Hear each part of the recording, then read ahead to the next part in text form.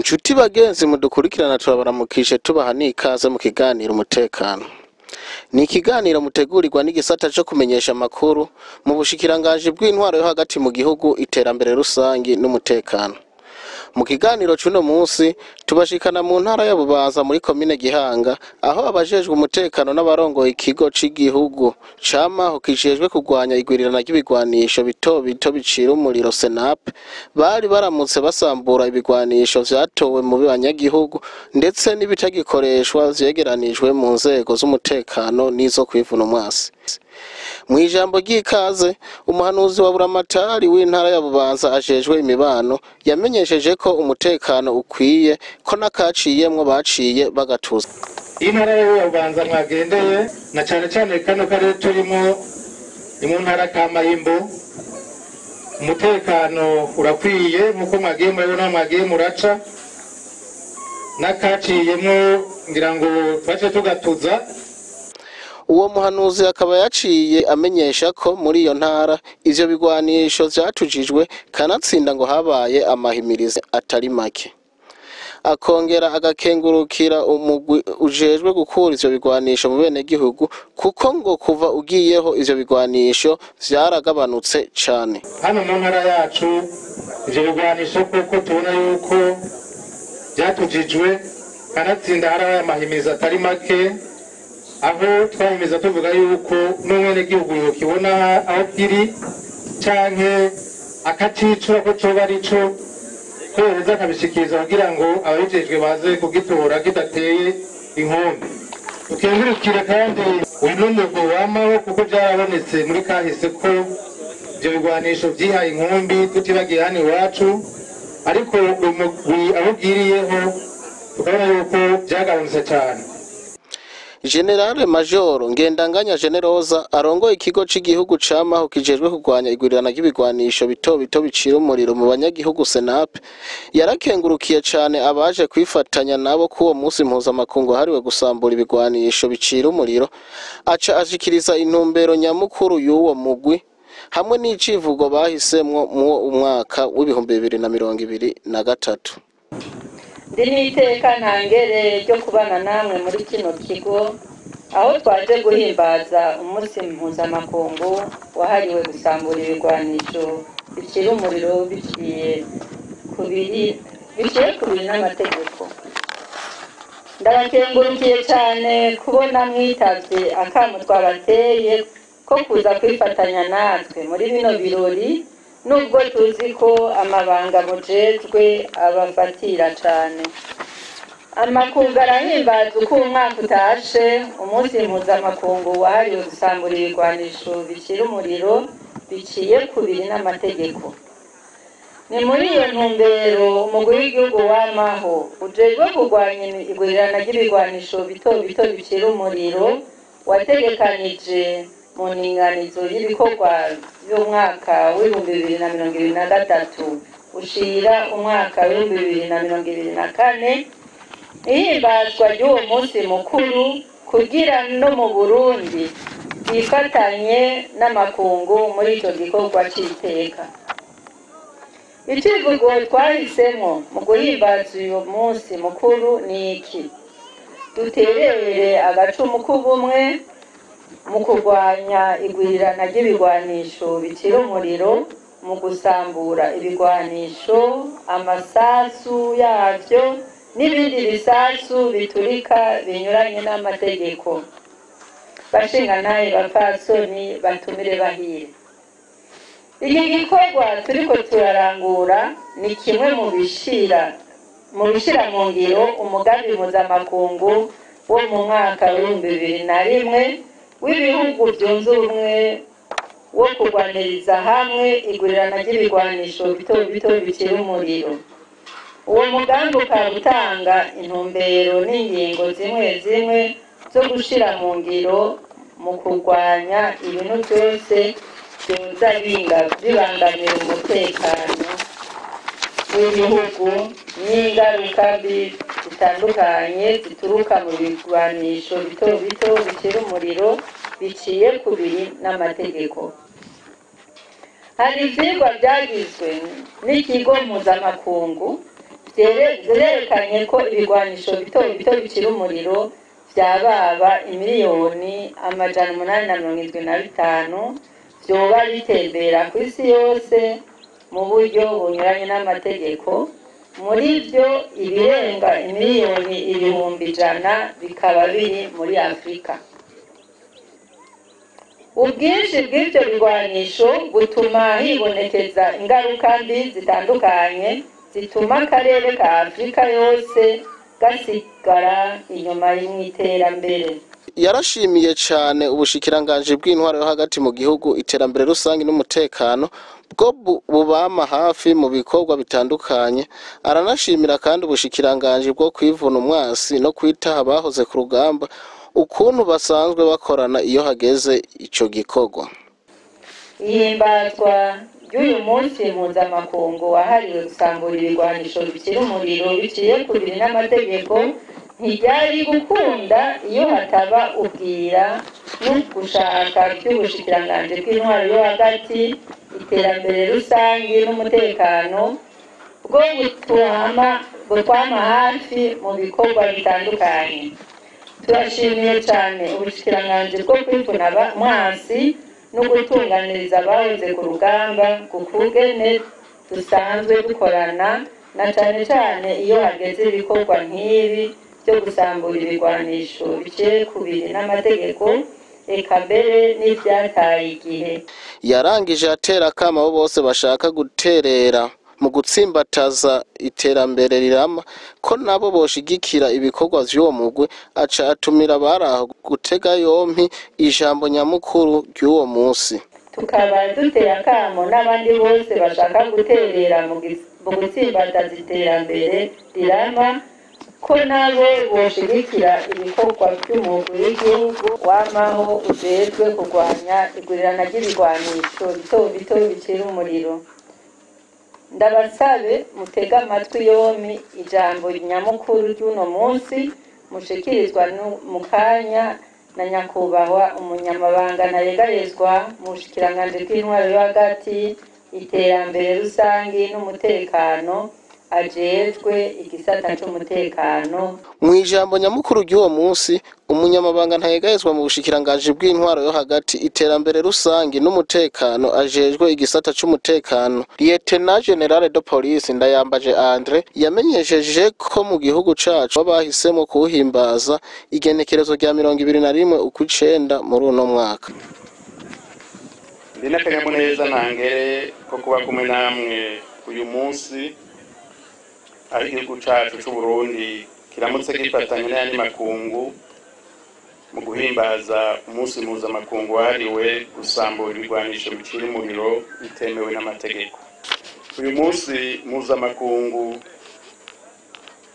watangujwe icese mu mwaka w'ibihumbi 2001 mu ntumbero y'umugambi wo kugwaniriza hamwe igwirirana ry'ibigwanisho bito bito bicira umuriro, ukaba uhimbazwa uko umwaka utashe kw'igenekerezo ry'icenda mu Kakaro. Uyu mwaka ariko igihugu cacu cahisemo kuwuhimbaza uyu munsi itariki 21 Nyakanga ku civugo duterere umuganda wo kurwanya igwirirana ry'ibigwanisho bicira umuriro mu gusambura ibigwanisho, amasasu yavyo n'ibindi bisasu biturika bitemewe n'amategeko. Mu kwifadikanya n'ibindi bihugu yaramenyesheje ko igihugu cacu ciyemeje gukura ivyo bigwanisho mu batabifitiye uruhusha no kugenzura ububiko bwavyo kugira hakugwemwo ibishaje canke bitagikoreshwa. Mu kwifadikanya n'ibindi bihugu byose igihugu cacu kikaba cariyemeje gushiraho imigambi irashe yo gukura ivyo bigwanisho mu minwe y'abatabifitiye uruhusha no kugenzura ububiko bw'ibigwanisho hagakugwamwo ibitagikenewe nk'ibishaje canke bitagikoreshwa. Uyu munsi rero nakaryo keza kugaragaza ko igihugu cacu cafashe intumbero zibereye mu guhangana n'ikibazo c'igwirirana ry'ibigwanisho bito bito bicira umuriro bitemewe n'amategeko. uwo munyamabanga akaba yaramenyesheje ingaruka mbi z'ivyo bigwanisho bitunzwe n'abatabifitiye uruhusha. Ingaruka mbi zituruka kuri ivyo bigwanisho bitunzwe n'abantu batetiye uburenganzira tuzizi, na cane cane ko ari vyo inkozi z'ikibi zikoresha mu kwiba no mu kwica. Yaramenyesheje amasezerano amwe igihugu cacu cashizeko umukono muri urwo rugamba n'amakungu yose mu kurwanya ibigwirirana ry'ibigwanisho bitemewe n'amategeko. Bashinga b'abapfasoni batumire bahire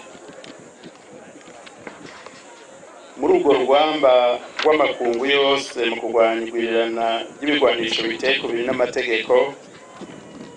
Igihugu cacu carashize umukono ku masezerano y'i Geneve ku bijanye n'amabi aturuka ku bigwanisho n'iterambere rirama. Caremeje amasezerano y'i Nairobi yerekeye gukinga, ugusuzuma no kugabanya ibigwanisho bihwahutse na bito bito byo mu karere k'ibiyaga binini, mw'ihembe rya Afurika no mu bihugu bibanyi. Caremeje kandi amasezerano yerekeye amabi ngendambibe. Carashize umukono ku masezerano yerekeye urudandazwa rw'ibigwanisho, kandi cama cifatanya n'amakungu mu mugambi wo gukinga, kurwanya no kurandana n'imizi urudandazwa rw'ibigwanisho runyuranye n'amategeko. Ibi akaba ari bimwe mu bigaragaza ko igihugu cacu gishira mu ngiro uyu mugambi mpuzamakungu wo kurwanya ibigwanisho bitemewe n'amategeko. Uburundi bukaba bubikora bwisunze ibwirizwa inemero rimwe agakwego gakitse 14 ryo kwa 28 Nyandagaro 2009 yerekeye amategeko agenga ibigwanisho bihwahutse na bito bito, bikaba ryaje ryisunga amasezerano y'i Nairobi. Hisunzwe iryo bwirizwa, umugwi w'igihugu wamaho ujejwe kurwanya igwirirana ry'ibigwanisho bito bito bikira umuriro warashizweho, ukaba wahawe inshingano yo gushira mu ngiro amasezerano yose igihugu ciyemeje mu bijejwe no guhangana n'amabi aturuka ku bigwanisho ku rwego rw'akarere na mpuzamakungu. Yaramenyesheje ko ishigwaho ry'uwo mugwi ryatumye amahoro n'umutekano bitsimbatara mu gihugu. Aca ashikiriza n'igitigiri c'ibigwanisho vyagira bisamburwe k'uwo munsi, ndetse n'ibimaze gusamburwa kuva uwo mugwi ugiyeho mu 2016. Kugira urangure neza inshingano zayo, uwo mugwi warateguye wongera urashira mu ngiro indinganizo z'ibikorwa ku rwego rw'igihugu. Ibikorwa byabo bikaba biri mu byatumye amahoro n'umutekano bitimbatara, kanatsinda irangurwa ryaje rishira mu ngiro umugambi w'igihugu w'iterambere rirama w'ibihumbi 2018 ushira 2027. Mu kanya havasamburwa amagerenade 261, amabombe 571, iroketi 35, ibisasu by'inkabuzo 46, ibisasu bya mortier 150, hamwe n'amasasu y'inkoho zitandukanye 235 n'amajana. Twibukanye ko kuva igikorwa gitanguye mu mwaka w'2016 gushika uyu munsi, umugwi w'igihugu ujejwe kurwanya ibigwanisho uzoba umaze gusambura ibigwanisho bitemewe n'amategeko canke vyononekaye bingana 63,666. Iki gikorwa rero kizogira ingaruka nziza ku mutekano w'abantu bose ba mu gihugu cacu, kanatsinda ivyo bigwanisho bigire bisamburwe, bizosubira gukoreshwa n'abagizi ba nabi. turazi kandi ko n'ibindi bikorwa uwo mugwi uri kurarangura biriko biratera bimwe biboneka mu gutsimbataza amahoro n'umutekano byo soko y'iterambere rirama. Mu gusozera yarashimiye bivuye ku mutima abantu bose bama bashigikira ibikorwa vyo kurwanya igwirirana ry'ibigwanisho bitemewe n'amategeko, anabasaba kutadehukirwa. Mu gusozera nashaka gushimira bimwe bivuye ku mutima abantu bose bama bashigikira ibikorwa bitandukanye byo kurwanya igwirirana ry'ibigwanisho biciye ku biri n'amategeko, tukaboneraho kubasaba ko batodehukirwa ahubwo bokongereza inguvu mu gufata mu mugongo umugwi w'igihugu ujejwe kurwanya igwirirana ry'ibigwanisho bito bito bicira umuriro mu bikorwa vyawo vya misi yose hamwe n'imigambi yose uwo mugwi utekanya gushira mu ngiro. Colonel de Police Nzigidaherare hose umuhuzabikorwa mu kigo Senape yamenyesheje ko uwo munsi basambura ibigwanisho vyavuye mu gihugu cose hamwe n'ivyavanywe mu nzego z'umutekano biba vyarataye igihe canke bitagikoreshwa, bakabiturira hakoreshejwe ubuhinga ku buryo atanumwe abigiriramwo isanganya. Uno munsi tuba twaregeranije ibigwanisho twagiye turakura hirya no hino mu gihugu hagati hose, tukavyegeranya dufise intumbero yuko tubiturira kuri uno munsi abantu baje kuraba ingene Senape irangura ibikorwa. Uno munsi rero twari twegeranije ibigwanisho vyavuye mu gihugu cose, ibigwanisho bimwe tuza turatora hirya no hino, harimo n'ibigwanisho vyavuye mu nzego z'umutekano zijeje umutekano biba vyarataye igihe, twashe tuvyegeranya tukabizana ku mudugudu. Uno munsi rero twateguye ko tubisambura. Mu kubisambura twateguye ibinogo bine, ivyo bita fourno. Ivyo binogo bine nivyo tuca dushiramwo vya birwanisho twagiye turatora n'ivyavuye mu nzego z'umutekano, dukoresheje ubuhinga twize tukabipanga neza hama tukabituritsa. Naho ari binogo bine byose biturikira rimwe. Turafata ingingo zose ku buryo ata muntu n'umwe agira isanganya aba kuri twebwe cyakubene igihugu. Mu gitondo hariho ambulance yatembereye aho hose isaba bene igihugu kuva mu nzira, hama natwe turabifisemo ubumenyi. Ibi bigwanisho nta numwe bigira bihitana, turazwi nde tubitunganya, hama nihagira ko tubiturisa nta numwe azoba ari ngaha. Twese tuca tugenda umwanya wanyu mugeze ku kinogo hasigara babiri, abandi ce tugenda hariya kure gose, hanyuma abo babiri nabo nyene baraza kuvayo.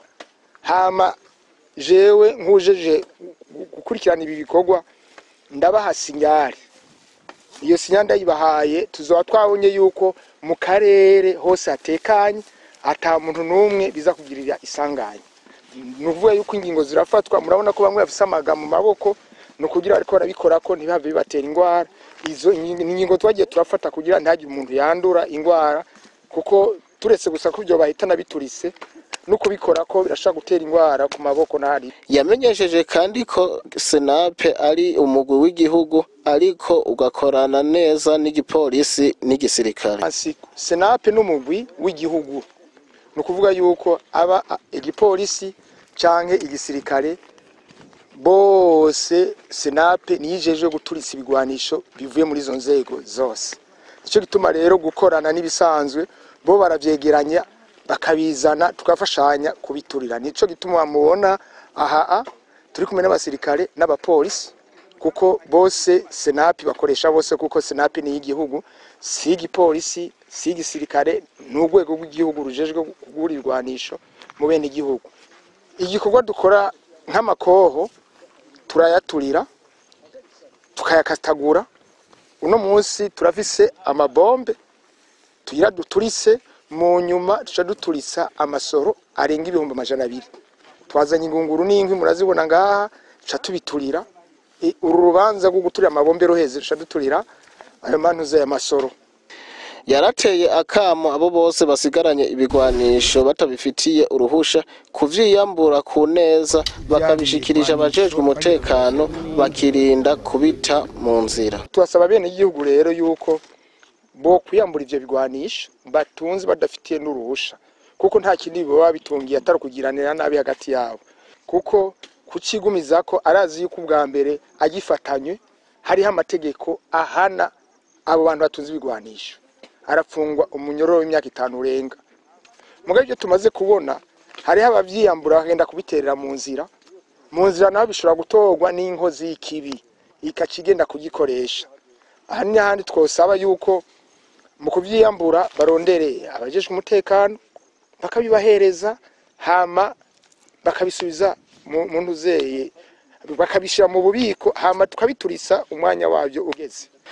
Nduwimana Ansira, umunyagihugu avuka muri komine Gihanga intara ya Bubanza, arashima cyane kubona ivyo bigwanisho vyarakuwe mu bene gihugu, kuko ngo bikiriyo vyarakomeretsa abantu ku bwishi. Ndashimye ndakengurutse kuri uwo munsi mukuru wabereye ngaha. Ndawushimye cyane kuko mwaragize uhimiriza cyane rikomeye yo gukura ibigwanisho mu banyagihugu, ibisinzikariza abantu ubuzima. Nka twebwe ngaha twarahavyariye turaharereye, abana benshi bahora bakomerekera ngaha, ariko ubu nta baherutse gukomereka, benshi barabibonye bakaja kwa muganga bavunitse amaboko amaguru, ariko abajejwe umutekano barabikurikiranye cyane, nta bikiriho. Ubu n'amahoro kweri turashima.